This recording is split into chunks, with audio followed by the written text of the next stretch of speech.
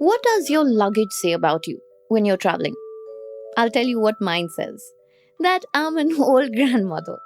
I have this old Samsonite fabric suitcase and it used to be deep purple, but now it looks grey brown. It's frayed, it's faded, and well, let's just say it's not a pretty sight. But it does a job. And then I'm at the airport waiting at the conveyor belt and I see all these fancy, shiny, bright suitcases in colors that I would have never imagined luggage in. Silver, neon, bubblegum pink. And I'm like, it's a moment of awkwardness. And then I go back to whatever.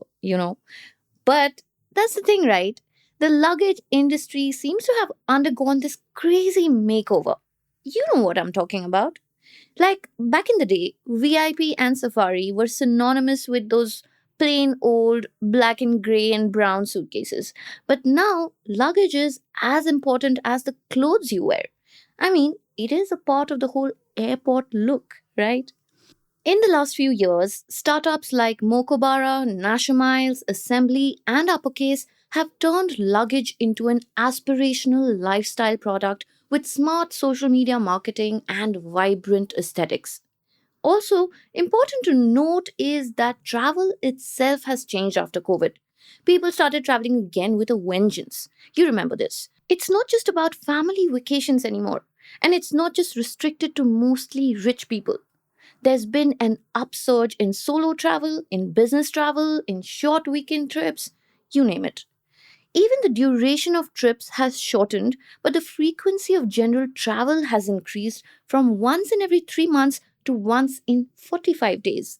Plus, every vacation needs to be posted on Instagram, right? Honestly, I'm no different. So, the suitcase has got to fit in with the Instagram aesthetic. So it makes sense that it has gone from functionality to being a style statement in itself. All these new age luggage brands have the interest of venture capitals. And yes, for now, VC backed luggage brands only have a tiny slice of the market. But that slice has been growing quickly enough to get the old guards nervous. Welcome to Daybreak, a business podcast from the Ken. I'm your host, Nigdha Sharma, and I don't chase the news cycle. Instead, every day of the week, my colleague Rahil Philippos and I will come to you with one business story that is worth understanding and worth your time. Today is Monday, the 3rd of February.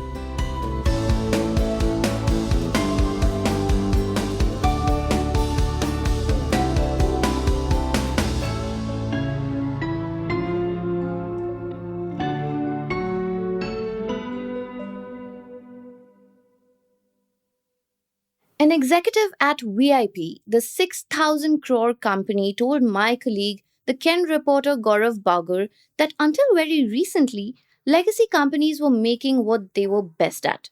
But now, they are being challenged to make new things that people demand.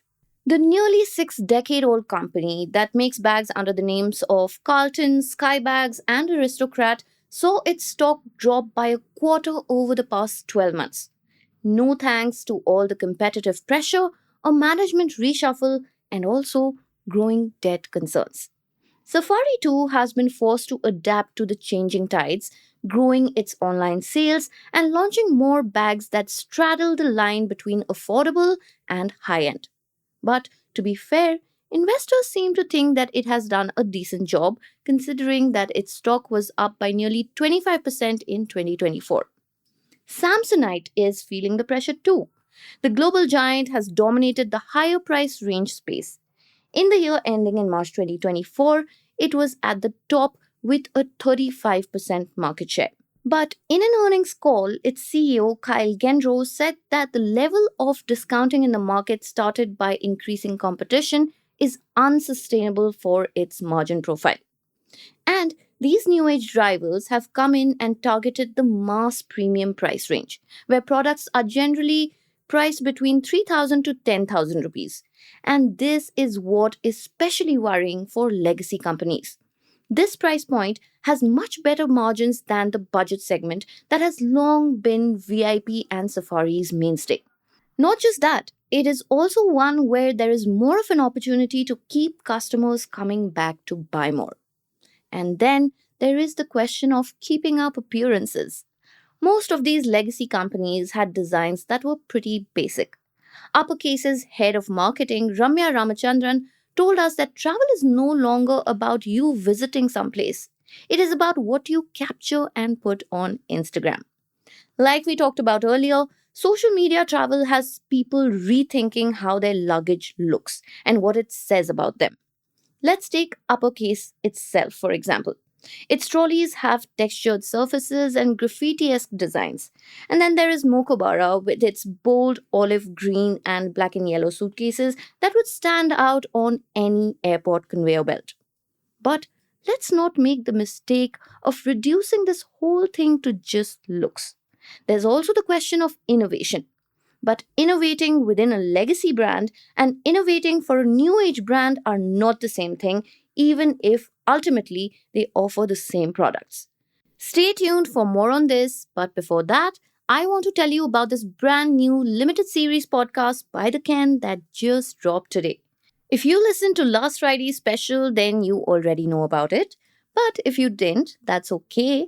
I'll just play the trailer for you. Don't go anywhere.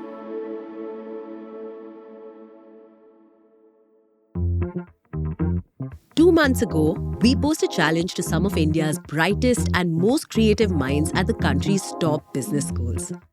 In 3 sentences, the challenge before you is: number one, you're a quick commerce company. Number two, you have $1 billion. Number three, how will you win? That's it. Welcome to 1 Billion in 10 Minutes, a podcast based on the Ken's inaugural case competition organized in collaboration with Zerodha. You just heard Praveen Gopal Krishnan, the Chief Operating Officer of the Ken and the author of our newsletter, The Nut Graph. For the case competition, our in-house team headed by Praveen shortlisted 10 teams out of nearly 100 competing for a 10 lakh rupee grand prize. And over 6 episodes, you will hear parts of their ambitious and creative pitches, all 10 minutes long, rooted in the real world, and centered around 5 quick commerce platforms that have completely changed the way we all shop. Big Basket can win by leveraging the Tata brand to collaborate with Kirana partners in a cost-efficient manner. Now, winning for us is simple yet ambitious. To make 5-minute delivery the new normal. So, the basic core of our strategy is aggressive expansion. We don't see Flipkart becoming the Zomato, but the Uber Eats of this space. 10 teams, 10 minutes, 10 lakh rupees. Only one strategy can win. I'm Rahil, and this is 1 Billion in 10 Minutes.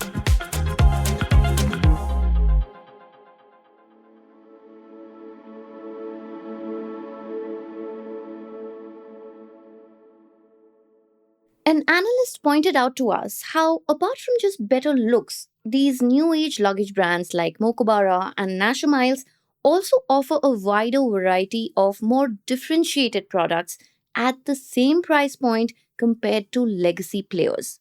For example, they said VIP and Safari mostly play around with colors in the 2,500 rupees price range. On the other hand, a similarly priced piece from Nasher Miles might offer higher quality materials and wheels or a more interesting design. And then there is also the supply chain angle to take into account. Nearly all the industry executives and investors who spoke to the Ken said that hard luggage made of durable plastics has taken over the market from soft luggage like duffel bags and fabric suitcases that were once upon a time popular. A Safari executive told us that such bags are more conducive to creating a wide range of design options. Plus, harder luggage is just cheaper and simpler to manufacture at scale because it does not require physical labor to stitch. Soft luggage, on the other hand, is usually made in China and Bangladesh because these countries have a more advanced and efficient textile ecosystem. Hard luggage requires a simpler assembly process that can be easily done domestically. This has lowered the barrier to entry. For example, Uppercase's products are made in 8 factories located across India, all via manufacturing partners.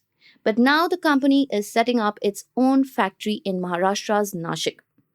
Other new brands are also mostly manufacturing in India, except Mokobara, which relies mostly on China for its supply chain, given its higher price point compared to other new brands. The brand was recently in the spotlight after some social media users accused the company of white labeling, which is when a company just rebrands a mass produced item and sells it as its own. But soon after, many people jumped into the debate and clarified that Mokobara's designs are indeed its own and that the World Intellectual Property Organization website even lists Mokobara's registered designs for multiple products. Anyway, the point was hard luggage is cheaper to manufacture and more design friendly.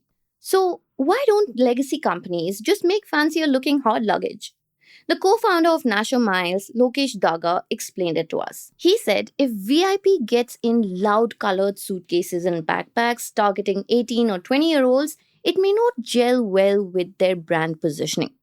But big players still need to focus on increasing their share in the mass premium market because it is these higher price tags that drive their profits. And analysts pointed out how before this their focus was on the mass range because that is where the volumes were. But they said you also have to remember that these products are also commoditized and heavily discounted at both the wholesale and retail level. Like Safari, for example, came up with the Urban Jungle range to premiumize while also optimizing the supply chain to offer better quality products in the same price range. And it shouldn't be so hard for these legacy companies because they follow the house of brands method for selling. So they can offer both premium and budget products under different lines. But you see, these legacy brands, like most other legacy brands, are heavily dependent on middlemen and distributors across the country. Newer brands, on the other hand, are going omnichannel. They are more in tune with customers' preferences because they mostly sell online.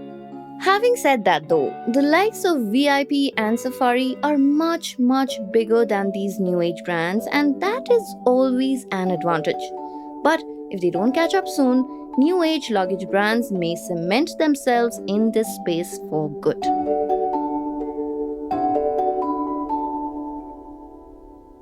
Daybreak is produced from the newsroom of the Ken, India's first subscriber-focused business news platform. What you're listening to is just a small sample of our subscriber-only offerings. A full subscription unlocks daily long-form feature stories, newsletters, and podcast extras. To subscribe, head to theken.com and click on the red subscribe button on top of the Ken website. Today's episode was hosted by Snigdha Sharma and edited by Rajiv CM.